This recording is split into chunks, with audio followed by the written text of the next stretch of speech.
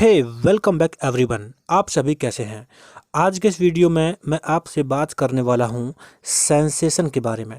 Psychology में आप sensation and perception दोनों को एक साथ पढ़ते हैं, तो मैं परसेप्शन को बाद में डिफाइन करूंगा नेक्स्ट वीडियोस में। लेकिन आज अभी मैं इस वीडियो में आपसे सेंसेशन के बारे में बात करूंगा। This is very interesting topic, क्योंकि ये आपकी डेली लाइफ से जुड़ा हुआ है।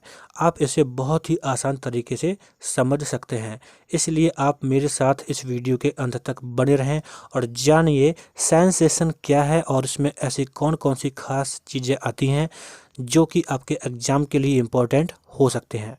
फ्रेंड्स, मैं आप सभी को बताना चाहता हूं कि मैं पहले भी साइकोलॉजी के और भी वीडियोस अपलोड कर चुका हूं और मैंने उन सभी को प्लेलिस्ट में सेटअप किया है। तो आप उसे देखने के लिए आज के वीडियो के डिस्क्रिप्शन बॉक्स में जाएं, वहां पर आपको लिंक मिलेगा। लिंक पर सीधा क्लिक कीजिए, आप सीधा प्लेलिस्ट पर पहुंचेंगे, वहां पर और भी वीडियोस देख सकते हैं। और मैं आपको बता चुका हूं कि मैंने जोवियल साइकोलॉजी के नाम से टेलीग्राम पे एक चैनल क्रिएट किया है, आप उसे ज्वाइन कर लीजिए।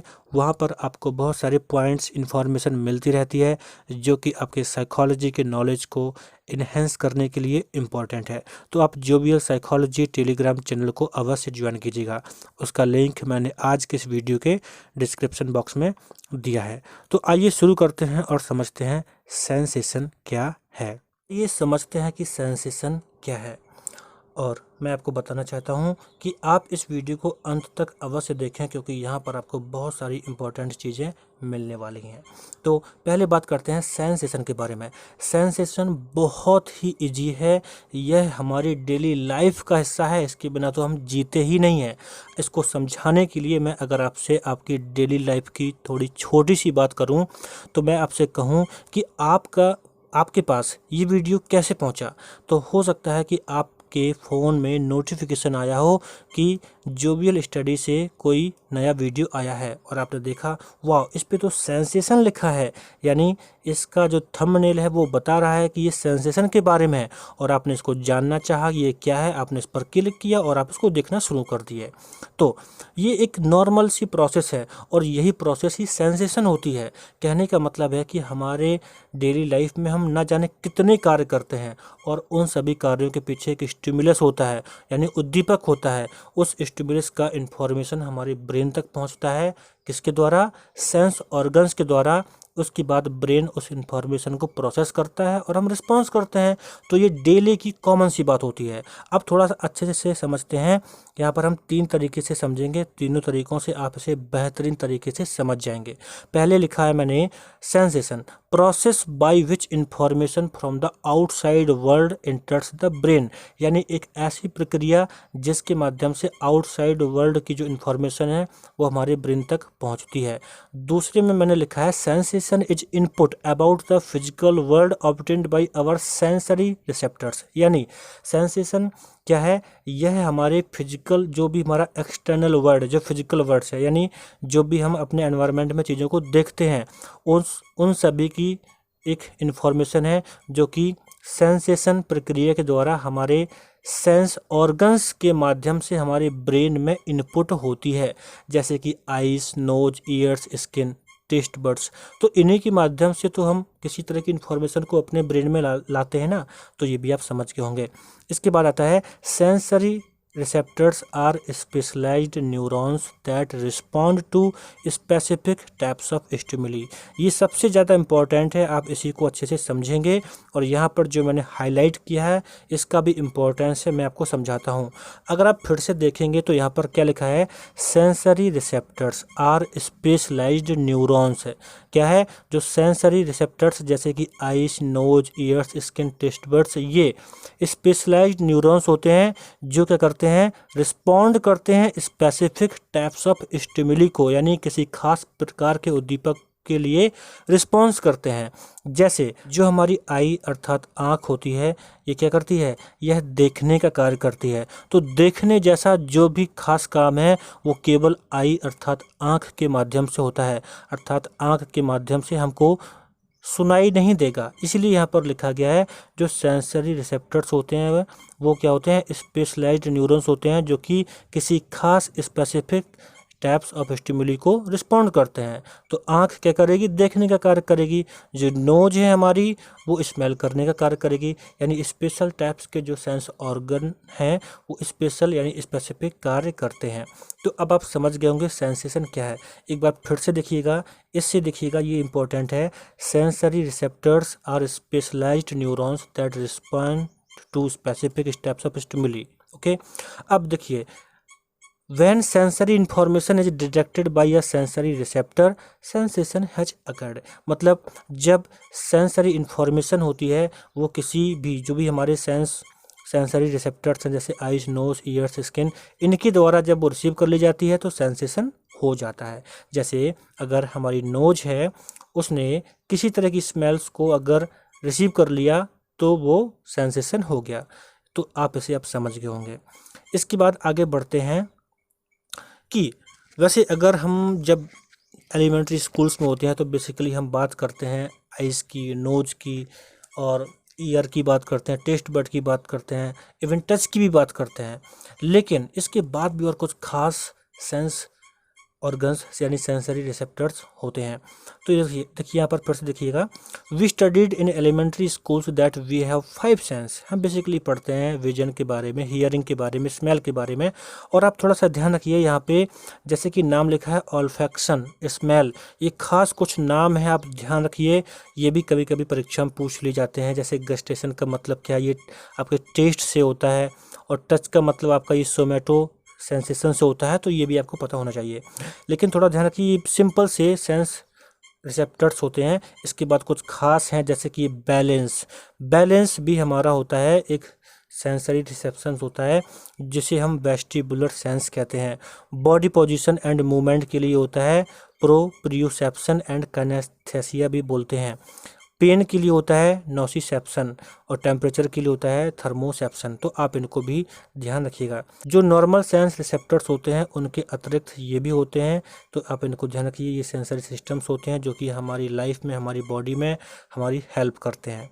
अब जब हम सेंस के बारे में पढ़ ही रहे हैं कि हम कैसे चीज़ों को देखते, सुनते, समझते हैं, तो उसके बाद यहाँ पर ज़रूरी है कि हम सेंसरी थ्रेशोल्ड को भी समझें कि ये क्या होता है।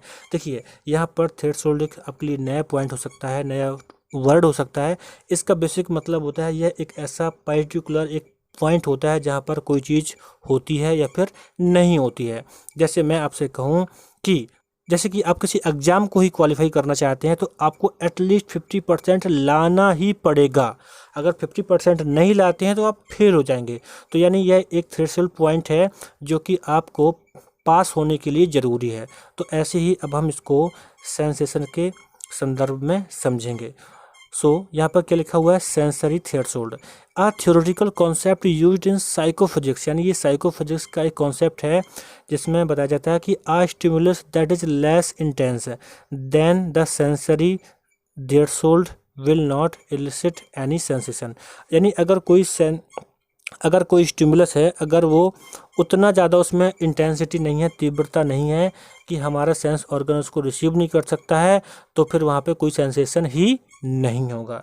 अब आगे यहाँ पर एक खास पॉइंट और समझते हैं कि जो अर्नस्ट वेबर थे, इन्होंने एक अध्ययन किया था कि 2 तरह के जो डिफरेंट टाइप के जो वेट थे, उन्होंने पता किया कि कैसे हम 2 तरह के डिफरेंट ऑब्जेक्ट में डिफरेंट वेट का पता करते हैं। तो इनका जो ये रिसर्च था, बाद में इनका रिसर्च वेबर्स लॉ के नाम से बना था। ये एक अच्छा सा रूल बन गया था, कॉन्सेप्ट बन गया था, जिसको जस्ट नोटिसेबल डिफरेंस कहा गया, जिसे शॉर्ट में JND कहते हैं। और इसको डिफरेंस थ्रेशोल्ड भी कहा जाता है। देखिए सीधी सी बात है, इनका जो ये कॉन्सेप्ट था, इन्होंने ये बताने का प्रयास किया था कि कैसे हम पता कर पाते हैं 2 ऑब्जेक्ट में वेट में डिफरेंस है। आप सोचिए ना कि जैसे अगर आपके हाथ में दो तरह के वेट दी जाए, एक हो 1 kg का और दूसरा हो 958 ग्राम का, तो आप सोचिए कि आप दोनों में बहुत आसानी से अंतर पता कर पाएंगे? नहीं कर पाएंगे। तो आखिर कौन सा ऐसा पॉइंट होता है जहां पर हम दो ऑब्जेक्ट के वेट में डिफरेंस पता कर पाते हैं? तो इनका यही रिसर्च था और बाद में यही रिसर्च इनका वेबर्स लॉ के नाम से पॉपुलर हुआ था, जिसको JND कहते हैं, जस्ट नोटिसेबल डिफरेंस, या फिर इसको डिफरेंस थ्रेशोल्ड भी कहते हैं। वैसे ये नाम से ही बड़ा इजी है, जस्ट नोटिसेबल डिफरेंस, यानी एक ऐसा डिफरेंस है जहाँ से हम नोटिस कर पाते हैं कि इन दो ऑब्जेक्ट में किसी तरह से डिफरेंस है। और JND is detecting a difference between two stimuli. आप ध्यान रखिएगा, जो JND है ये दो स्टिमुलस के बीच में डिफरेंस होता है। इसके बाद थोड़ा सा और आगे समझते हैं कि जो ये JND है इसका यूज कंपनियां कैसे करती हैं। आप देखते होंगे इतने सारे ब्रांड्स होते हैं, ये हर हमेशा कुछ ना कुछ नया करते रहते हैं और हर बार आप देखते हैं कि कुछ चेंज होते जाते हैं। जैसे यहाँ पे कोका कोला की बोतल को लिया गया है, 1899 के टाइम पे बोतल का शेप ऐसा था, इसके बाद 1900 में ऐसा था, 1915 में ऐसा था, 1916 में ये था, 1957 में ये रहा और 1986 में ये है। तो आप मतलब देख सकते हैं ये डिफरेंट टाइप के कुछ ऐसे यहाँ पर शेप्स हैं बोतल के, जो कि कंपनी अलग अलग टाइम पर चेंज करती रही है। तो यही है, आप देख सकते हैं अगर हम इन दो को कंपेयर करें तो निश्चित ही आप इन दोनों में अंतर को बता सकते हैं। तो ऐसे ही आप देखिए पैकिंग करने में भी कंपनियां इसका यूज करती हैं। कई बार क्या करती हैं कंपनियां, इसका तो वैसे कंपनियां इसका यूज अपने कंज्यूमर को अट्रैक्ट करने में ही करते हैं, किसी तरह से भी चेंज करते हैं। कभी पैकेट का साइज बढ़ाते हैं, कभी छोटा करते हैं, कभी लंबा करते हैं, कभी चौड़ा करते हैं। तो JND का यूज कंपनियां बहुत अच्छे से करती हैं ताकि उनके जो कंज्यूमर्स हैं वो कैसे भी उनसे अटैच बने रहें। तो आप इसको डेली लाइफ से भी समझ सकते हैं।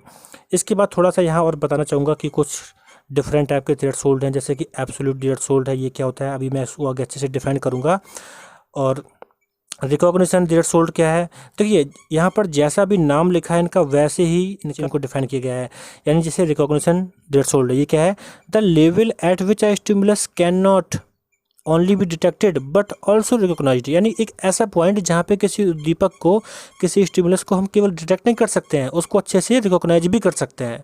ऐसी डिफरेंशियल थ्रेशोल्ड मैंने अभी बताया था, एट मतलब the level at which an increase in a detected stimulus can be perceived. यानी अगर दो तरह के आपके ऑब्जेक्ट हैं, अगर एक में थोड़ा सा भी उसे बढ़ा दिया गया तो हम उसको समझ जाते हैं। टर्मिनल थ्रेशोल्ड क्या है, the level beyond which a stimulus is no longer detected. यानी एक ऐसा पॉइंट जहाँ पर हम किसी स्टिमुलस को पता ही नहीं कर पाते, उसमें उसको हम पता नहीं कर पाते हैं, डिटेक्ट ही नहीं कर पाते हैं, कैसा पॉइंट भी होता है। कई सारी ऐसी चीज़ें होती हैं, अभी आप आगे और समझेंगे। अब यहाँ पर बात करेंगे एब्सोल्यूट थ्रेशोल्ड के बारे में। देखिए जो एब्सोल्यूट लिखा हुआ है इसका मतलब होता है कोई एक परफेक्ट पॉइंट, निश्चित पॉइंट। अब इसी को लेके हम आगे बात को समझने की कोशिश करेंगे। अभी मैंने आपको जस्ट बताया था JND अर्थात जस्ट नोटिसेबल डिफरेंस के बारे में, और इसे वेबर्स लॉ कहते हैं और इसे वेबर ने दिया था। तो वेबर्स के कार्य के आधार पर गुत्सो फैक्नर ने अपना कुछ कार्य आगे बढ़ाया और एक नया कॉन्सेप्ट दिया जिसको कहा गया एब्सोल्यूट थ्रेशोल्ड। अभी आपको मैंने बोला एब्सोल्यूट का मतलब होता है सर्टेन पॉइंट, कोई निश्चित पॉइंट या परफेक्ट पॉइंट। ओके, अब देखिए an absolute threshold is the lowest level of stimulation that a person can consciously detect 50% of the time the stimulation is present। अब इसको समझते हैं, जैसे कि हम जब भी कोई चीज़ देखते हैं तो उस चीज़ को जब भी हम देखते हैं, मतलब अगर आँख से देखने की बात करूं तो उस चीज़ का एक सर्टेन पॉइंट होता है तब वो हमको दिखाई देती है। यानी एक ऐसा लेवल स्टिमुलेशन का, ऐसा उद्दीपन का एक ऐसा लेवल जहाँ पर हम ये कह सकें कि हमको ये चीज़ दिखाई देती है। जैसे अगर मैं मोमबत्ती की बात करूँ, कैंडल की बात करूँ, तो कैंडल जब जलती है तो उसका एक ऐसा पॉइंट होता है कि हम देख पाते हैं कि कैंडल जलना शुरू हो गई है।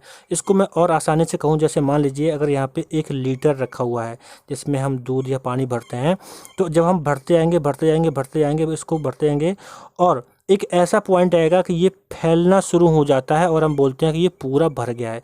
यानी जैसे ही इसमें 1000 ml का क्वांटिटी आता है तो ये पूरा भर जाता है, जैसे हम बोलते हैं अब ये भर गया है। तो एब्सोल्यूट थ्रेशोल्ड में यही कहा गया है, किसी ऑब्जेक्ट को अगर हम देखना चाहते हैं या परसीव करना चाहते हैं तो उसके लिए एक परफेक्ट पॉइंट होता है जहाँ पर हमें वो चीज़ दिखाई देती है, हम बोलते हैं स्टिमुलेशन है। तो यहाँ पर यही इसमें बोला गया है। अब यहाँ पे देखिए कि जैसे नाम से तो पता चलता है कि सर्टेन है, एब्सोल्यूट है, लेकिन उसके बाद भी कुछ कंडीशंस होती हैं जहाँ पर ये चेंज भी हो जाता है। तो मैंने क्या लिखा है कि although the name suggest a fixed level at which stimuli effectively illicit sensation, यानी एक ऐसा लेवल जहाँ पर हम कोई चीज़ को देख पाते हैं या फिर वो स्टिमुली हमारे अंदर सेंसेशन कर पाता है। तो वो क्या होता है, वो वास्तव में कभी कभी चेंज भी हो जाता है, फ्लक्चुएट भी होता है, और ये फ्लक्चुएशन डिपेंड करता है डिफरेंट टाइप के एनवायरमेंटल कंडीशंस पर। जैसे मान लीजिए कि बहुत तेज़ रोशनी पहले से जल रही है, तो वहाँ पर हो सकता है कि मोमबत्ती हमको बिल्कुल समझ में ना आए कि मोमबत्ती जल भी रही है, लेकिन अगर बिल्कुल भयंकर से अंधेरा है तो वहाँ पर थोड़ी सी मोमबत्ती जल रही है तो हमको दिखाई देगी। यानी उस स्टिमुलस के द्वारा हमारे माइंड में, हमारे ब्रेन में सेंसेशन पहुँच जाते हैं। तो आप ध्यान रखिएगा, एब्सोल्यूट थ्रेशोल्ड एक ऐसा पॉइंट होता है जहाँ पर किसी उद्दीपक को यानी स्टिमुलस को हम देख पाते हैं या फिर उस स्टिमुलस के द्वारा हमारे ब्रेन में सेंसेशन पहुंच पाता है। अब आगे बढ़ते हैं। यहाँ पर देखिए, यहाँ पर कुछ चीज़ें लिखी हैं जैसे देखने के लिए। तो seeing a candle flame 30 miles away on a clear night, तो मतलब 30 माइल्स डिस्टेंस अगर है तो हमको कैंडल दिखाई दे जाती है। यहाँ पे एक सर्टेन पॉइंट, ये डिस्टेंस वाली बात है, और क्लियर नाइट होनी चाहिए। हियरिंग के लिए क्या है, हियरिंग आ वॉच टिकिंग 20 फीट अवे, अगर हम परफेक्ट 20 फीट दूर हैं और बिल्कुल मस्त शांति है तो वहाँ पर हमें घड़ी की टिक टिक भी सुनाई देती है। अगर यहाँ पे एक्सटर्नल नॉइज है तो वहाँ पे फ्लक्चुएशन भी हो सकता है। टच के लिए भी यहाँ पर ऐसे बोला गया है कि feeling a bee wing falling a distance from 1 centimetre on to your cheek, ठीक है। तो इसका भी दिया गया, इस तरह से स्मॉल कर दिया गया, टेस्ट कर दिया गया है। तो अलग अलग चीज़ों के लिए अलग अलग होता है, और ये अकॉर्डिंग टू इन्वायरमेंटल कंडीशंस ये चेंज भी हो जाता है, तो आपको उसको भी ध्यान रखना है। यहाँ पर है एब्सोल्यूट थ्रेशोल्ड और डिफरेंस थ्रेशोल्ड। तो डिफरेंट थ्रेशोल्ड को JND बोलते हैं, मैं आपको बताया था। तो इन दोनों में थोड़ा सा फिर से समझते हैं। JND आपके 2 स्टिमुलस के बीच में होता है, 2 उद्दीपकों के बीच में होता है। लिखा है the minimum level of difference a person can detect, क्या लिखा है, the minimum level difference a person can detect between stimuli with their senses, यानी अपने सेंस के माध्यम से 2 तरह के स्टिमुले में वो क्या करता है, डिफरेंस पता कर लेता है। जबकि जो एब्सोल्यूट थ्रेशोल्ड होता है, the minimum intensity of some stimulus या फिर any stimulus that a person can notice with their sense, यानी एक ऐसा पॉइंट, ऐसा मिनिमम इंटेंसिटी जहाँ पर कोई व्यक्ति स्टिमुलस को नोटिस कर लेता है। जैसे मैंने आपसे बोला ना कि जैसे अगर यहाँ पे लाइट जल रही है तो उसके लिए एक ऐसा सर्टेन पॉइंट होगा जिस पर हम ये जान जाते हैं कि लाइट जल रही है। जैसे ना कि अगर आप भयंकर से सूरज यहाँ पे जल रहा है, दोपहर का टाइम है, अगर उसी की सिमिलर आप एक कोई बल्ब लटका दें उसके साथ पता भी नहीं चलेगा, है ना, क्योंकि वहाँ पे एक सर्टेन पॉइंट नहीं आता जहाँ पे हम समझ सकें कि यहाँ पर कोई स्टिमुलस है। तो जो एब्सोल्यूट थ्रेशोल्ड होता है वही एक, उसका मतलब है ऐसा मिनिमम पॉइंट होता है, मिनिमम इंटेंसिटी पॉइंट होता है जहाँ पर हम स्टिमुलस को पहचान पाते हैं। तो इस तरह से आप इन दोनों को समझिएगा, इन दोनों में अंतर को समझिएगा, और ये बहुत ही इजी है क्योंकि हम इन्हें अपनी डेली लाइफ में यूज़ करते हैं। और अभी और भी कुछ कॉन्सेप्ट आएंगे तो आप मेरे साथ जुड़ रहे हैं, मैं सभी को एक करके डिफाइन करूँगा। So thanks for watching this video. मैं अब आपसे मिलता हूँ नेक्स्ट